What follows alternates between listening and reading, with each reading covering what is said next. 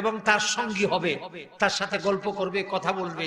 এই জন্য তিনি চিন্তা করলেন কসমেটিক্স, কাপড় চোপড় দিব না, আমি আমার স্ত্রীকে দামি জিনিস একটা দাসী কিনে দিই। বাজারে গেলেন, বাজারে গিয়ে দেখলেন একটা দোকানের মধ্যে অনেক দাস দাসী বিক্রি হচ্ছে। সেখানে 9 বছরের একটা মেয়ে, 9 বছর, মেয়েটা কালো কিন্তু চোখটা বড় মায়াবী, চোখটা মায়া। তার খুব ভালো লাগলো যে এই মেয়েটা যদিও কালো, কালো লোকের বাড়ি কোথায়? Africa, Nigeria. এই মেয়েটা কোথায়? নাইজেরিয়া। কিন্তু 9 বছর বয়স, ছোট্ট মেয়ে, কালো হলেও চোখটা খুব মায়াবী মায়াবী মনে হচ্ছে। তিনি দাম দর করে দোকানদারের কাছ থেকে এই মেয়েটাকে, এই দাসীটাকে কিনলেন। কিনে বাড়িতে নিয়ে আসলেন। বাড়িতে এনে আমেনাকে সারপ্রাইজ, তিনি তাকে আশ্চর্য করে দিলেন। আমেনা তো মনে করছে যে আমার জন্য হয়তো কাপড় চোপড় আনবে, একটু স্যান্ট সাবান টাবান নিয়ে আসবে, সুগন্ধি নিয়ে আসবে, কিন্তু আস্থা একটা আনাম একটা দাসী কিনে নিয়ে আসছে। তিনি খুশিতে বাগবাগ হয়ে গেলেন, স্বামীর প্রতি তিনি অত্যন্ত কৃতজ্ঞ হলেন।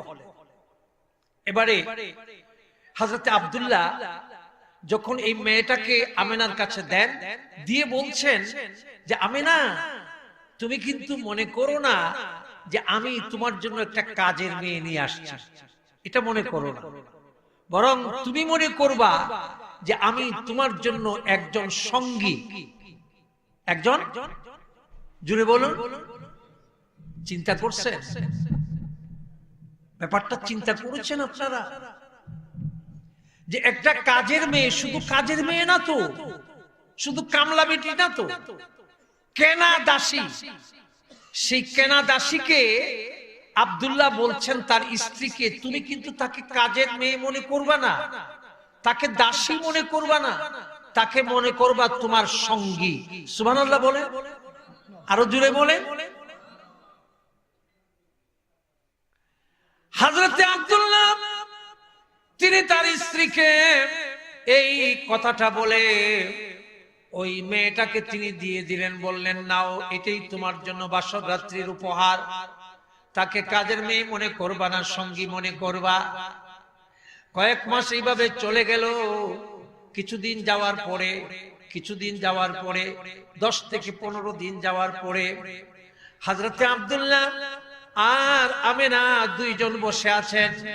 ওই মেয়েটা, যে মেয়েটাকে তিনি নিয়ে আসছেন কিনে আমেনার জন্য, ওই মেয়েটাকে ডাকলেন, ডেকে বললেন, শোনো, তোমার নাম কি? নামটা জানা হয় নাই, নামটা এখনো জানা হয়নি। তো আব্দুল্লাহ জিজ্ঞেস করছেন তোমার নাম কি? একটা নাম সে বলেছে, কিন্তু নামটা ভালো না। নামটা কি? ভালো। এরকম অনেক আজে বাজে নাম আমাদের সমাজে আছে না, যেটার অর্থ ভালো না, নামটাও কি ভালো না।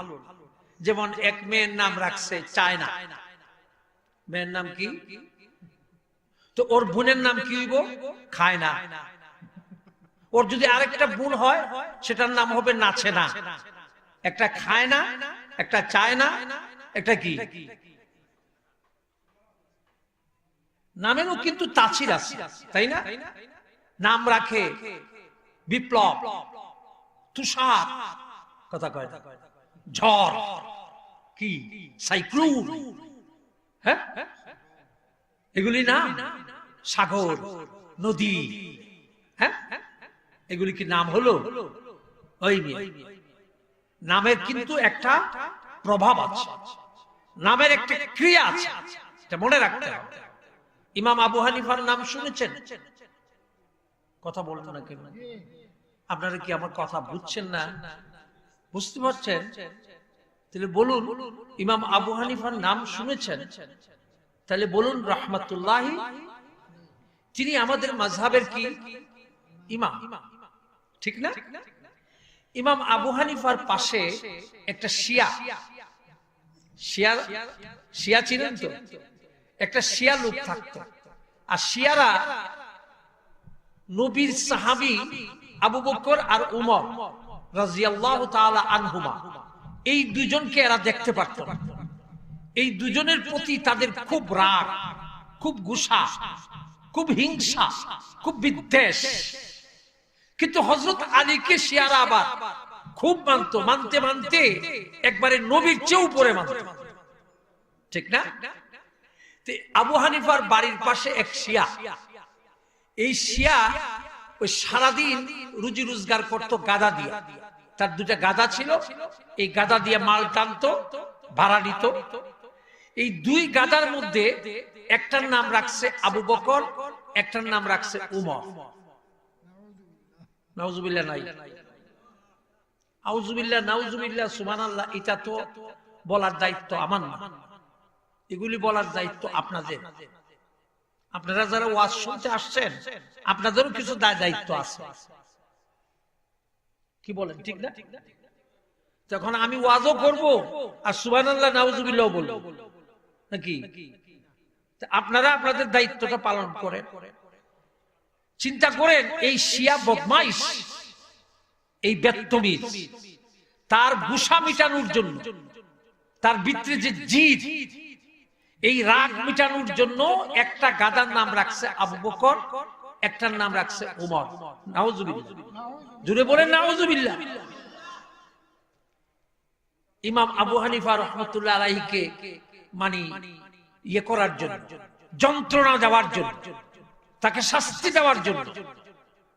কারণ ইমাম আবু হানিফা রাহমাতুল্লাহ আলাইহি সাহাবায়ে কেরামের মর্যাদা, তাদের ইজ্জত, তাদের আজমত, তাদের শান, তাদের মান, এগুলির ব্যাপারে তিনি খুবই যত্নবান ছিলেন, ঠিক না?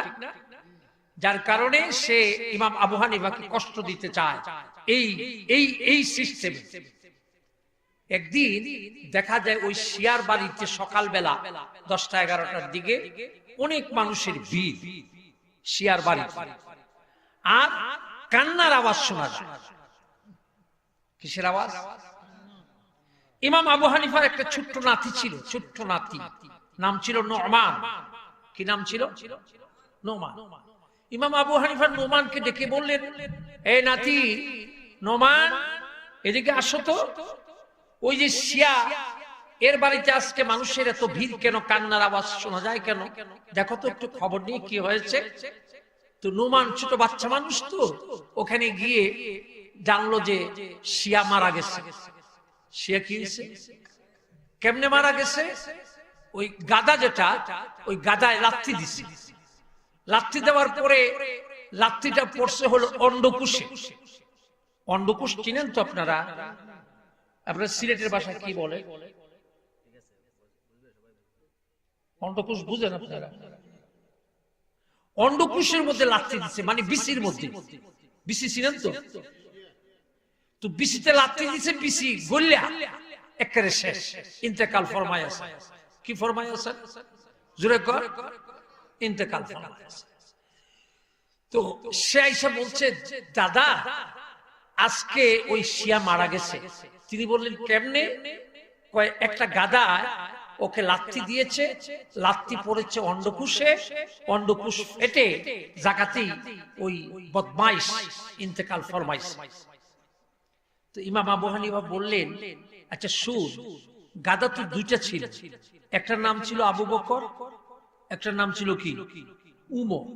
তুই একটু খবর নিয়ে আয় তো, কোনটায় লাথি মারছে। বাচ্চা মানুষ আবার গেছে, গিয়ে জিজ্ঞেস করেছে, ভাই এই শিয়া বেটা, এর তো দুইটা গাদা ছিল, একটার নাম ছিল আবু বকর, একটার নাম উমর, এরে লাথি দিয়া মারছে কোনটায়? তো হেরা বলছে, যেটার নাম উমর এটা লাথি দিচ্ছে। আল্লাহু আকবার বলে, জোরে বলে। আপনাদের এলাকায় এটা নাই? সুবহানাল্লাহ কইতা নাই, খালি ফান খাও আর লন্ডনি পয়সা লয় নাকি? ও বন্ধু, আব্দুল্লাহ জিজ্ঞেস করলেন এই ছোট্ট মেয়েটাকে, তোমার নাম কি? মেয়ে যে নামটা বলছে আসলে ভালো না, তাই তিনি তার স্ত্রী আমেনাকে বললেন, আমেনা এর নামটা তো সুন্দর না, ভালো নাম না। একটা ভালো নাম তুমি বলো, আজকে আমরা ওর একটা নাম রেখে দেই। আমেনা বললেন, স্বামী আমি বলবো না, আপনি নাম রাখেন। আব্দুল্লাহ বললেন, আমার মন চাইতেছে এই মেয়েটার নাম আমি রাখবো বারাকা। কি নাম? জুড়ে বলেন। এর ৩-৪ মাস পরে আব্দুল্লাহ একদিন আমেনাকে ডেকে বললেন, আমেনা শুনো, আমি তো ব্যবসা করি, ব্যবসায়ী মানুষ, আমি ব্যবসা করি। এই মেয়েটাকে বাড়িতে আনার পরে আজকে ৬ মাস ৭ মাস হয়ে গেল, আমি যে ব্যবসায় হাত দিয়েছি, যে ব্যবসায় আমি ধরেছি, প্রত্যেকটা ব্যবসায় ১০০তে ১০০ আমার লাভ হয়েছে। এই মেয়েটা আর মেয়েটার নাম যে বারাকা রাখছি, এই বারাকা নামের বদৌলতে, বারাকা নামের ওসিলায় আল্লাহ এত বরকত দিছে, এত বরকত দিছে। ৬ মাসের ভিতরে আমার প্রায় ৬ বছরের ব্যবসা ৬ মাসে হয়ে গেছে। বারাকা নাম কি? বারাকা। এই বারাকাকে ৯ বছর চলছে, বছর খানেক, বছর ১.৫ বছর। আব্দুল্লাহ একদিন বললেন আমেনাকে, আমেনা আমার তো যেতে হবে সিরিয়াতে, ব্যবসার জন্য আমাকে যেতে হবে। কোথায়? সিরিয়াতে। সিরিয়াতে যেতে হলে মদিনা হয়ে যেতে হয়, মদিনা ক্রস করে যেতে হয়, বাইপাস মদিনা। তো তিনি বললেন যে আমি ব্যবসায় যাব, কতদিন থাকি তার তো ঠিকানা নাই, ১-২ বছরও যেতে পারে ব্যবসায় শেষ করে আসতে আসতে। তুমি কিন্তু বারাকাকে কাজের মেয়ে মনে করবা না, ও যেন কষ্ট না পায়, খেয়াল রাখবা। সুবহানাল্লাহ বলে। এই এলাকার মানুষ লন্ডন যাওয়ার সময় এই কথা কি বলে বেগম সাহেবকে বা মাকে, কি কথা বলে যে আমাদের কাজের যে বেটিটা আছে, এই বেটিটা যাতে কষ্ট না পায়, খেয়াল রাখবা? কেউ বলে? কেউ বলে? কথা বলে না কেন? মানবতা কাকে বলে? নারীর অধিকার কাকে বলে? মহিলাদের সম্মান মর্যাদা কাকে বলে? একটু খেয়াল করেন। আব্দুল্লাহ বললেন, আমি চলে যাচ্ছি ১ বছরের জন্য, ওর যেন কোনো কষ্ট না হয়। আব্দুল্লাহ চলে গেলেন, এখান থেকে সিরিয়ায় চলে গেলেন। যাওয়ার পরে কিছুদিন পরে আমেনা রাত্রে স্বপ্ন দেখেছে। স্বপ্ন কি দেখেছে জানেন? স্বপ্ন দেখেছে আকাশের পূর্ণিমার চাঁদ আমেনার কোলে এসে পড়ছে। সকালবেলা ঘুম থেকে উঠে আমেনা তার সঙ্গী অথবা তার কামলা মেয়ে অথবা তার কৃতদাসী সেই বারাকা, বারাকা ছাড়া আর কেউ এই ঘরে নাই। বারাকাকে ডেকে বলে, বারাকা শোনো, আমি গত রাত্রে এমন এমন একটা স্বপ্ন দেখেছি।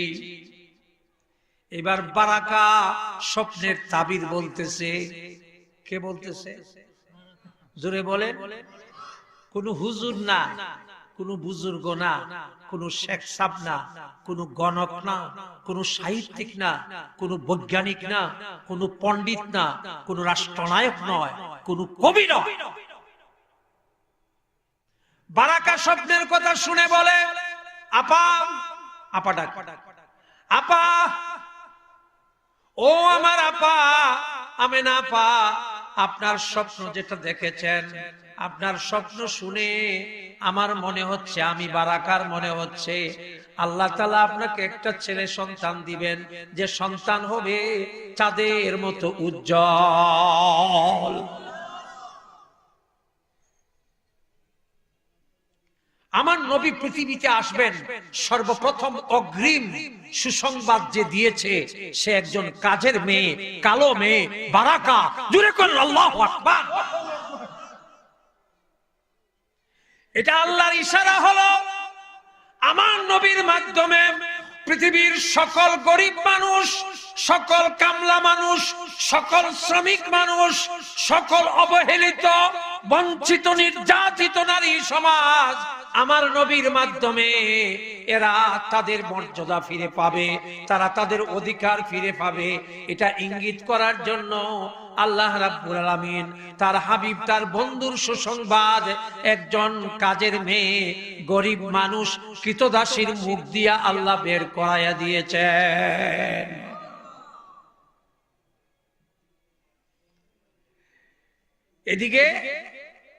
এদিকে আব্দুল্লাহ ব্যবসা করে আসার সময়, শ্বশুর বাড়িতে বেড়াইয়া আসার সময়, মদিনা শ্বশুর বাড়ি থেকে বেড়াইয়া আসার সময় আবওয়া নামক স্থানে অসুস্থ হয়ে এখানে ইন্তেকাল করেছে। কথা বুঝেননি? আমেনাকে যখন বারাকা বলছে চাঁদের চেয়েও সুন্দর একটা সন্তান হবে, আমেনা তখন মনে মনে আশ্চর্য হয়েছে যে আমার যে গর্ব এটাই তো এখনো বুঝি নাই। ও বলে আমার নাকি চাঁদের চেয়েও সুন্দর একটা ছেলে হবে। কিছুদিন পরে ঠিকই তিনি গর্ব টের পাইলেন। 10 মাস 10 দিন গেল, শিশু মোহাম্মদ দু জাহানের বাদশাহ, রাহমাতাল লিল আলামিন, সরওয়ারে কায়নাত, সৈয়দুল কাউনাইন, ফখরুল আউয়ালিন ওয়াল আখিরিন, জনাবে মোহাম্মদ মুস্তাফা আহমদে মুজতবা সাল্লাল্লাহু আলাইহি ওয়াসাল্লাম শিশু হয়ে মায়ের গর্ভ থেকে 10 মাস 10 দিন পরে জন্ম নিলেন, পৃথিবীতে আগমন করলেন। যেদিন আগমন করলেন ওই দিন ঘরে আর কেউ নাই, আমেনা আর বারাকা। আমেনার বারাকা। আপনারা জানেন মা তখন হুঁশ থাকে না, সন্তান যখন প্রসব হয় মায়ের হুঁশ থাকে না, মা বেহুশ হয়ে পড়ে আছে। শিশু মোহাম্মদ চাঁদের চেয়ে উজ্জ্বল, এই শিশু মোহাম্মদ এতিম হয়ে জন্ম নিয়েছেন, কারণ বাপ তো মারা গেছেন। বন্ধুরা আমার, ওই বারাকা সর্বপ্রথম আমার নবী, এই নুরানি চেহারা সর্বপ্রথম যে দুইটা চোখ দেখছে মায়ে দেখার আগে, আসমানের নিচে জমিনের উপরে আমার নবীর নুরানি চেহারা সর্বপ্রথম যে দেখেছে সে কোনো রাজা বাদশা নয়, সে কোনো পণ্ডিত জ্ঞানী বিজ্ঞানী নয়, সে কোনো দার্শনিক নয়, সে কোনো বিত্তশালী নয়, সে কোনো ধনী নয়, সে কোনো কোটিপতি নয়। যে দেখেছে সে হলো আফ্রিকান নাইজেরিয়ান কালো মেয়ে বারাকা নামের এই কাজের মেয়েটা সর্বপ্রথম আমার নবীর নুরানি চেহারার দিদার পেয়েছে। শুধু দেখে নাই, সর্বপ্রথম সে খুলে নিছে। খুলে নিয়া আমেনার যখন হুঁশ আসছে গিয়ে বলছে, আপা আমি তো বলছিলাম আপনাকে যে চাঁদের মতো একটা সুন্দর সন্তান হবে, কিন্তু এখন দেখতেছি না, চাঁদের চেয়েও আরো সুন্দর। আপা একটু খুলে নেন, দেখেন চাঁদের চেয়েও আরো সুন্দর। বলেন আল্লাহু আকবার। আমার নবী চলে আসলেন শিশু, তিনি মায়ের দুগ্ধ কিছুদিন পান করলেন, তারপরে তিনি চলে গেলেন হালিমার কাছে। ঠিক আছে, যে কয়দিন ছিলেন সেই কয়দিন সেবা করেছে বারাকা, তারপরে ওখান থেকে আসার পরে সেবা করেছে বারাকা, হালিমার কাছ থেকে আসার পরে তারপরে সেবা করেছে, গোসল করিয়েছেন নবীজিকে, ছোট্ট নবীজিকে, শিশু নবীকে গোসল করানো, সেবা যত্ন করা, খাওয়ানো, মুখে তুল্লা খাওয়ানো, সবকিছু খেয়াল রাখা, সবকিছু করেছে বারাকা। কে করেছে? রাসূল যখন একটু বড় হয়ে গেলেন, একদিন আমেনা ঘুম থেকে উঠে বারাকাকে বলে, বারাকা রে, আমার মন চায় আমার এতিম মুহাম্মদকে নিয়ে আমার স্বামীর কবরটা আমি একটু জিয়ারত করতে যাব। বারাকা তুই কি আমার সাথে যাবি? আমার বাবার বাড়ি মদিনা, মদিনায় আমি 2-1 দিন থাকবো আমার এতিম মুহাম্মদকে নিয়ে। আসার সময় আমার স্বামীর কবরটা আমার এতিম মুহাম্মদকে নিয়ে জিয়ারত করব। আমার মনটা বড় চাচ্ছে, তুই কি যাবি? বারাকা বলে, আপা অবশ্যই আমি যাব। 500 কিলোমিটার রাস্তা মক্কা থেকে মদিনায়। বারাকাকে নিয়ে আমেনা শিশু মোহাম্মদকে নিয়ে মদিনায় গেলেন। বাবার বাড়ি কয়েকদিন থাকলেন। থাকার পরে শিশু মোহাম্মদ আর বারাকাকে নিয়ে মক্কার দিকে রওনা হলেন। স্বামীর কবরের পাশে দাঁড়াইলেন। আবওয়া নামক স্থানে স্বামীর কবরের পাশে দাঁড়াইলেন। শিশু মোহাম্মদ বুঝে নাই কার কবর, এখনো সে বুঝতে পারে নাই। কিন্তু মা যখন কবরের পাশে দাঁড়াইয়া 2 হাত তুলেছে, আমেনার 2 চোখ বেয়ে বেয়ে পানি পড়তেছে, ঝর্ণার মতো পানি পড়ে। শিশু মোহাম্মদ ফেল ফেল করে তাকিয়ে বুঝতে পারতেছে না মা কেন কাঁদে, মার চোখে কেন কান্নার বন্যা, বুঝতে পারছে না। বারাকা কাঁদে, আমেনা কাঁদে, শিশু মোহাম্মদ মুখ ভারী হয়ে আছে। মোনাজাত শেষ করতে না করতেই আমেনা হঠাৎ অসুস্থ হয়ে মাটিতে পড়ে গেছে। এমন অসুস্থ, আর সুস্থ হন নাই নবীজির মা। তিনি বুঝতে পেরেছেন যে আমি আর এখান থেকে যেতে পারবো না, আমার মওত এখানেই হয়ে যাবে, বুঝে ফেলেছেন। ঠিক সেই সময় ওই কবরের পাশে আমেনা বারাকাকে ডেকে কাছে নিলেন। এতিম মোহাম্মদ শিশু মোহাম্মদকে কাছে নিলেন, নিয়ে মোহাম্মদ সাল্লাল্লাহু আলাইহি ওয়াসাল্লামের হাতটা বারাকার হাতের মধ্যে দিয়ে বললেন, বারাকা রে, আমার মন বলছে আমি আমেনা স্বামীর কাছেই থেকে যাব। আমি দুনিয়া থেকে আজকেই বিদায় হয়ে যাব। আমার মন বলছে আমার কবর, আমার সমাধি আমার স্বামীর কবরের পাশেই হবে। বারাকা, আমার শিশু মোহাম্মদকে তোর হাতে তুলে দিলাম, তুই কথা দে তুই কোনদিন আমার মোহাম্মদকে ছেড়ে যাবি না। বারাকা কথা দিয়েছে, বলছে আপা আপনি নিশ্চিত থাকেন, আমি কথা দিলাম আমি শিশু মোহাম্মদকে রেখে আমি কোথায় যাব না।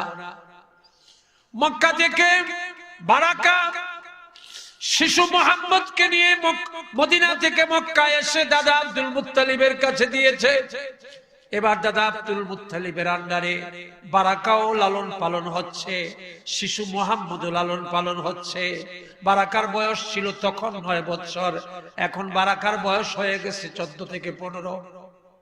14 থেকে 15। দাদা আব্দুল মুত্তালিব কিছুদিন পরে, 6 মাস 1 বছর পরে বারাকাকে ডেকে বলছে, বারাকা আমার নাতিকে তো আমি দেখতেছি, আমার পোলারা আছে, আমার পোলা আবু তালিব আছে, খাজা আবু তালিব আছে, এরা দেখতেছে, তো তুমি বারাকাকে না দেখলেও হবে, তোমার একটা বিয়ে দেই। নবীজির দাদা বলতেছেন, বারাকা তোমার একটা বিয়ে দেই, তোমার তো বিয়ের বয়স হয়েছে, তুমি মেয়ে মানুষ, তুমি উপযুক্ত হয়েছে, বিয়ে দেই। সে বলছে, সে কি বলছে জানেন? বলছে দাদা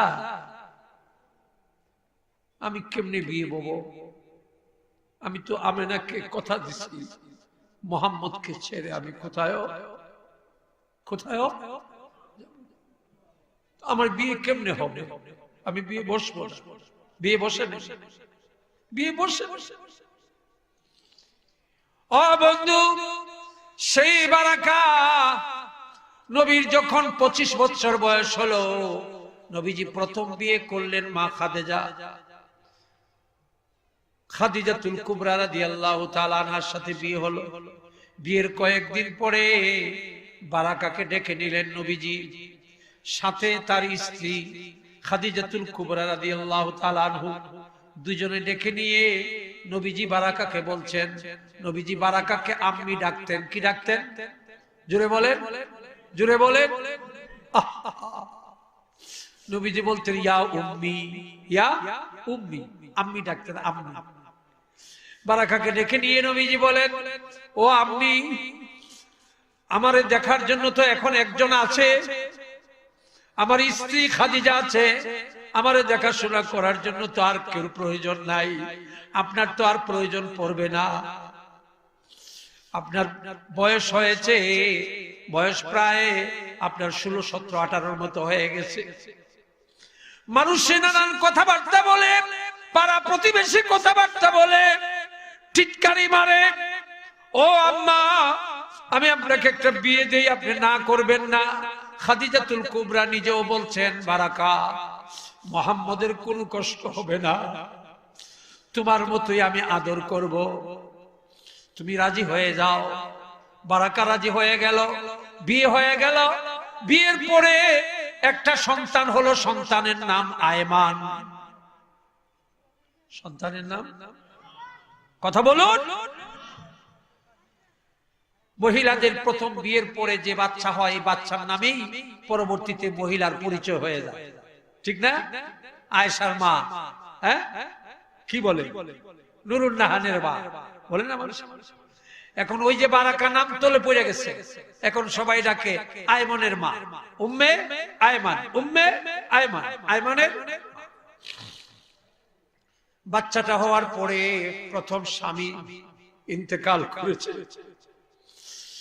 প্রথম স্বামী বারাকার ইন্তেকাল করার পরে একটা ছেলে শিশু এতিম আয়মান, নবীজি খাদিজাকে নিয়ে সেই আয়মানদের বাড়িতে, বারাকার প্রথম স্বামীর বাড়িতে গিয়া বিধবা বারাকাকে আর তার ছেলে আয়মানকে খাদিজা সহ দুইজনে গিয়া আবার বাড়িতে নিয়ে আসছেন।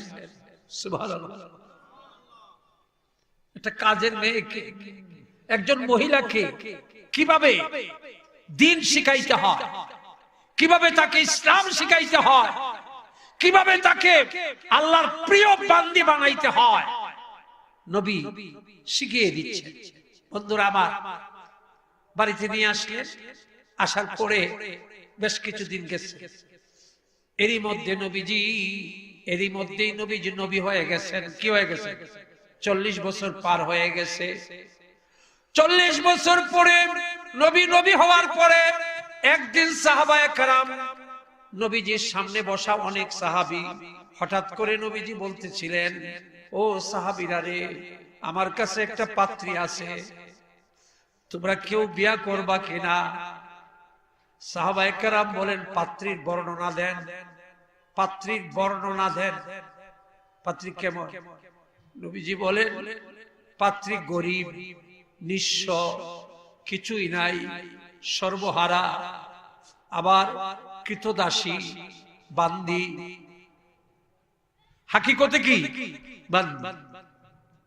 আবার দেখতে কালো, আবার বিধবা, আবার কি বিধবা, আবার সাথে একটা এতিম বাচ্চাও আছে। রাসূল এই সব কথা বলতেছেন, পাত্রীর বর্ণনা। লাস্টে বললেন, শোনো, এই সব তো বললাম, এখন আসল কথা বলি। আমি নবী মুহাম্মদ এই পাত্রীর ব্যাপারে মূল কথাটা তোমাদেরকে বলে দেই, আসল পরিচয়টা বলে দেই।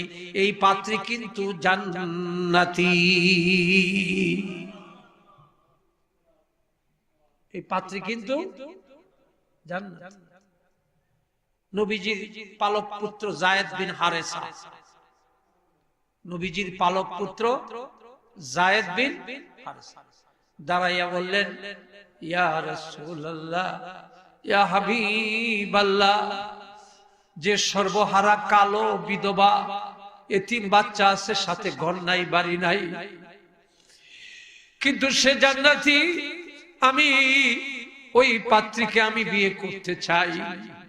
নবীজি তার পালক পুত্র যায়েদ বিন হারেসাকে বুকে জড়ায়া চোখের পানি ছেড়ে দিয়ে বললেন, যায়েদ রে, তুমি কারে বিয়ে করতে চাচ্ছ তুমি কি জানো? যায়েদ বলে, কেন? আমি তো উম্মে আয়মানকে বিয়ে করব। নবীজি বলেন, না, তুমি উম্মে আয়মানকে বিয়ে করতেছ না, তুমি উম্মে মুহাম্মদকে বিয়ে করতেছ, তুমি মুহাম্মদের মাকে বিয়ে করতেছ। বারাকা শুধু আয়মানের মা না, বারাকা আমি নবী, দু জাহানের বাদশা, আমি মুহাম্মদ মুস্তাফার মা। বারাকা সুতরাং বারাকা শুধু আয়মানের মা না, বারাকা আমি মুহাম্মদের মা।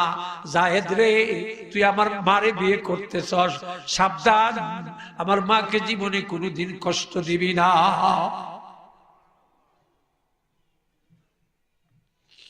বন্ধুরা আমার,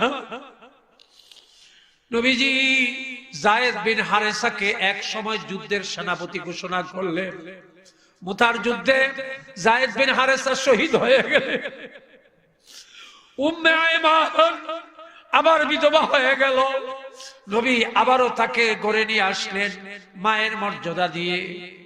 যখন নবীজি হিজরত করলেন মদিনায়, হিজরত করার পরে উম্মে আয়মান মদিনা থেকে, মক্কা থেকে মদিনায় 500 কিলোমিটার রাস্তা, দীর্ঘ সফর করে নবীজির কাছে যখন মদিনায় গিয়ে পৌঁছলেন, নবী তখন উম্মে আয়মান বারাকাকে দেখে নবীজি কাছে ডেকে নিয়ে দেখলেন যে চেহারার মধ্যে ধুলাবালি। নবী তার চাদর দিয়ে উম্মে আয়মানের দুটা চেহারাটা নিজের চাদর দিয়া মুছতেছেন, ধুলাবালি পরিষ্কার করছেন আর বলছেন, মা ও আম্মি, আপনার খুব কষ্ট হয়েছে, মক্কা থেকে মদিনায় আসতে আপনার খুব কষ্ট হয়েছে। মাগো, আর কষ্ট হবে না, বেহেশতে যাওয়ার পরে আপনার আর কোনোদিন কষ্ট হবে না। শুধু তাই না, কিতাবে আসছে নবী তার চাদরের কোনা ভিজাইয়া উম্মে আয়মানের পুরা চেহারাটা মুছে দিয়েছেন। ও যুবক, তুমি তোমার মারে কি করো? নবীজি তো মাকে হারাইছেন ছোটবেলা, তার ডাক মা, যাকে তিনি মা বানাইছেন, সেই মায়ের সাথে কি ব্যবহার, আর তুমি তোমার মার সাথে কি ব্যবহার করো? মানুষ দামি হয় কেন? এই বারাকা নবীজির মুখ থেকে একাধিকবার জান্নাতের সার্টিফিকেট পেয়েছে। কেন? নবীর সাথে গভীর সম্পর্কের কারণ। ঠিক না? নবীর সাথে রাতে দিনে, সুখে দুঃখে, হাসিতে কান্নায়, শয়নে স্বপনে যতনে, খাওয়া দাওয়ায় গোসলে নবীর সাথে আসতে পিছতে এই মহিলার সম্পর্ক হওয়ার কারণে সে বেহেশতের সার্টিফিকেট দুনিয়াতে নবীর জমানে একবার নয় একাধিকবার পেয়েছে। কেন? নবীজির সাথে গভীর সম্পর্কের কারণে। আজকে নবী নাই, নবীর শিক্ষা হালিমাতুস সাদিয়া মাদ্রাসায় আছে। নবীর সাথে সম্পর্কের কারণে যদি সে জান্নাতি হয়, ভাগ্যবান হয়, বারাকা হয়, বরকতওয়ালা হয়, তাহলে নবীর শিক্ষার সাথে যদি আমাদের সম্পর্ক হয়, নবীর আদর্শের সাথে যদি আমাদের সম্পর্ক গভীর হয়, তাহলে আমরাও দুনিয়াতে বরকতওয়ালা হব, আখিরাতে জান্নাতওয়ালা হব। কথা বলেন ঠিক না বেটি? আল্লাহর নবী মৃত্যুর আগে 8-10 দিন হয়ে গেল নামাজ পড়াইতে পারেন না। এত জ্বর, এত জ্বর, নবী মাথা বালিশ থেকে তুলতে পারেন না। সাহাবায়ে কেরাম মসজিদে গিয়ে নবীজিরে পায় না, নবীজিরে দেখে না, নামাজ পড়তে পারে না। সাহাবায়ে কেরাম নবীর দিদার পায় না, নবীবিহীন, নবীর চেহারা দেখে না। যার কারণে সাহাবীরা নামাজ পড়ে কিন্তু মন ভাঙ্গা। নামাজের আগে পড়ে সাহাবীরা মসজিদের সামনে, বারান্দায়, রাস্তায়, গাছতলায় দাঁড়ায়া দাঁড়াইয়া চিৎকার করে কাঁদে। নবী অসুস্থ, মা আয়েশার করে জ্বর এত বেশি, মাথা ব্যথা এত বেশি, নবী বারবার হযরত আয়েশা সিদ্দিকাকে বলছেন মাথায় পানি দেওয়ার জন্য। এর ভিতরে যখন সাহাবীদের কান্নার আওয়াজ নবীজির কানে গেল, নবীজি আয়েশা সিদ্দিকাকে ডেকে বলেন, আয়েশা, কার কান্নার আওয়াজ শোনা যায়? আম্মা জান হযরত আয়েশা সিদ্দিকা রাদিয়াল্লাহু তাআলা আনহা বলেন, আপনার সাহাবীরা কাঁদে। নবীজি বলেন, কেন কাঁদে? বলে, তারা মসজিদে এসে আপনারে দেখে না, আপনার পিছে নামাজ পড়তে পারে না, আপনি অসুস্থ, ঘর থেকে বাইরে হইতে পারেন না, এজন্য তারা কাঁদে। নবীজি বললেন, আলীকে ডাকো। আমার চাচা আব্বাসকে ডাকো, খবর দাও। হযরত আলী, হযরত আব্বাস রাদিয়াল্লাহু তাআলা আনহুমা দুইজন আসলেন। আসার পরে তাদের দুইজনের দুই কান্দে নবী হাত দিয়া, গায়ে জ্বর, মাথা ব্যথা, পা উঠাইতে পারেন না। নবীজি আস্তে আস্তে হেসরাইতে মসজিদের মিম্বরে গিয়ে বসলেন।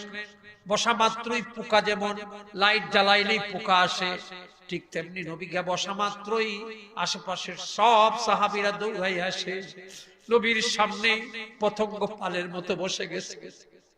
নবী প্রথমেই খুতবা দিয়ে বললেন, তোমরা কাঁদো কেন? সাহাবীরা বলে, ইয়া রাসূলুল্লাহ, আজকে 8-10 দিন 12 দিন হয়ে গেল আমরা আপনার পিছনে নামাজ পড়তে পারি না, আপনারে দেখি না, আমাদের ভয় হয়, আমাদের ভয় লাগে। এই অসুখে আপনি যদি আমাদেরকে ছেড়ে চলে যান। নবী তখন বলছেন, কে বলছে আমি যাব না? রাসূল বলছেন, আমি তোদেরকে ছেড়ে যাব না, তোদেরকে ছেড়ে আমি যাব না। তবে আমি 23 বছরে রোদ্রে, বৃষ্টিতে, শীতে, গরমে, যুদ্ধে, খেয়ে না খেয়ে আমি এত ক্লান্ত হয়েছি, এত ক্লান্ত যে আমার একটু বিশ্রামের দরকার। কিসের দরকার? জোরে বলুন। রাসূল মিম্বর থেকে, যেখানে নবীজির রওজা শরীফ, মিম্বরে বসে রওজা শরীফের দিকে হাত দিয়ে বললেন, সাহাবীরা আমি যাব না, কিন্তু আমি একটু বিশ্রাম নিব এই জায়গায়। কারণ বিশ্রামের জন্য নিরিবিলি জায়গার দরকার। দুনিয়াতে নিরিবিলি নাই। আমি একটু কবরের ভিতরে, ওখানে গিয়ে আমি একটু ঘুমাবো, আমি একটু বিশ্রাম। সুবহানাল্লাহ। রাসূল বলেন, না, আমি তো মরবো না, আমি জিন্দা, কিন্তু আমি রেস্টে যাব। রেস্ট করতে হলে নিরিবিলি জায়গা লাগে, আমি ওখানে যাব। আর শুনো, আমি যাব ঠিকই, কিন্তু আমার জিনিস কিন্তু তোমাদের কাছে রেখে দাও। আমার জিনিস নিয়ে যাব না। আমি যে আল্লাহর কাছ থেকে একটা গাঠি নিয়ে আসছিলাম, এই গাঠির মধ্যে দুটা জিনিস, একটা হলো কোরআন, আর একটা কি? কথা বলুন। সুন্নাহ। তারাকতু ফীকুম আমরাইন। নবী বলেন, আমি চলে যাব, কিন্তু আমার জিনিস নিয়ে যাব না। আমি আল্লাহর কাছ থেকে দুটা জিনিস নিয়ে আসছিলাম, কোরআন আর সুন্নাহ। এই সুন্নাহটা আমার, এই সিংহাসন, নবীর সিংহাসনের নাম হলো খতমে নবুয়ত। কি নবুয়ত? জোরে বলে। নবুয়তের যে পদ, নবুয়তের যে আসন, নবুয়তের যে মর্যাদা, এই মর্যাদা, এই সিংহাসনের ভিতরে আমার জিনিসটা, আমার গাঠটিটা রেখে যাব। আর তোমরা যারা উম্মত কিয়ামত পর্যন্ত আসবা, জালালনগরের উম্মত সহ সমস্ত উম্মতকে আমার এই গাঠটির পাহারাদার বানাইয়া যাব। কি বানাইয়া যাব? আপনারা বাসে যান না, বাসে দুজনের সিট থাকে না, একজন লোক বসছে, আপনিও বসছেন, বাস ছাড়তে দেরি আছে। ওই লোকটা বলছে, ভাই বাস তো ছাড়তে আরো 5 মিনিট দেরি হবে, তো আমি একটু চা খাই আসি, আপনি আমার সিটটা দেখবেন। এই লোকটা তার ব্যাগটা, তার গাড়িটা তার সিটে রাইখা চলে গেছে। এই যাওয়ার পরে আরো 2-3 জন আসছে, যখন দেখে দূর থেকে সিট খালি, তখন কাছে গিয়ে বসতে চায়। এখন যারে দায়িত্ব দিয়ে গেছে যে আপনি আমার সিটটা দেখবেন, সেই লোক কি বলবে? কেউ যদি বসতে চায় বলবে, ভাই সিট খালি নাই, লোক আছে, বলবে কিনা? কথা বলে, এ কথা বলবে কিনা? এখন বলেন তো দেখি, সিটে কি লোক আছে না গাড়ি আছে? কিন্তু সে তো বললো লোক আছে। এর অর্থ হলো এই গাড়ি থাকা মানে গাড়ির মালিক থাকা। কথা কথা জুড়ে বলে। নবী বলেন, কে বলেছে আমি যাব? আমি তো যাব না, আমি আমার গাড়িটি আমার সিটে রেখে গেলাম, আমি একটু ঘুমাইতে যাচ্ছি। নবী মদিনার কবরে জিন্দা ঘুমায় আছেন, হায়াতুন নবী জিন্দা ঘুমিয়ে আছেন। নবী বলছেন গাড়িটি রেখে গেলাম, যদি কেউ এসে বসতে চায় আমার গাড়িটি তুললা আমার সিটে, কাদিয়ানি যদি আসে, নাস্তিকরা যদি আসে, মুরতাদরা যদি আসে, ইহুদি খ্রিস্টানরা যদি আসে, আয়েশা যদি বলে দুনিয়াতে নবীর খতমে নবুয়ত চলবে না, দুনিয়াতে কোরআন সুন্নাহর শাসন চলবে না, দুনিয়াতে কোরআন সুন্নাহর হেদায়েত চলবে না, আমরা ইহুদিরটা চলবে, খ্রিস্টানেরটা চলবে, নাস্তিকেরটা চলবে। যদি এরকম কেউ এসে বলে আমার সিট দখল করতে চায়, তাহলে উম্মত ওই লোকটার মতো তোমরা বলবা না সিট খালি নাই, নবী আছে। সিট খালি নাই, নবী। এরপরেও কিছু লোক আছে গাড়তেরা, আছে না? হয় আচ্ছা হে নাইলে বইবা নেই, তখন বই যান, আছে না? হেবেরা যদি জানো দেলায় যে ভাই আমার দায়িত্ব দিয়ে গেছে, আমি সিট রাখতাম, আচ্ছা আইলে বইবে, আছে না? কিন্তু হে তার দায়িত্ব পালন করছে, এমন ভাবে বসতেই দেয় নাই।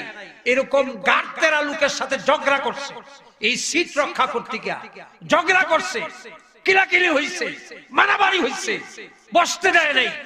এখন ওই সিটের আসল মালিক এসে দেখছে যে লোকটারে দায়িত্ব দিয়ে গেছিল, সেই লোকটা তার সিট রক্ষা করার জন্য সে মারামারি করছে, রক্ত বের হইছে, ঝগড়া করছে, লাঞ্ছিত হইছে, সে বেইজ্জত হইছে।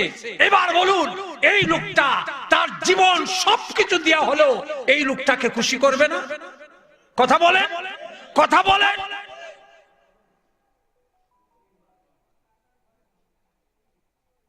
এবার আসেন, রাসূল বলেন উম্মত তোরারে পাহারাদার বানাইলাম, তোরা জান দিবি, মাল দিবি, তারপরেও হালিমাতুস সাদিয়া মাদ্রাসা এরকম যেখানে আমার গাড়টি আছে, এই মাদ্রাসায় নবীর গাড়টি কোরআন আর সুন্নাহ, সমস্ত মাদ্রাসাগুলোতে নবীর গাড়টি কোরআন আর সুন্নাহ, এগুলোকে রক্ষা করা মানে আমাকে পাহারা দেওয়া।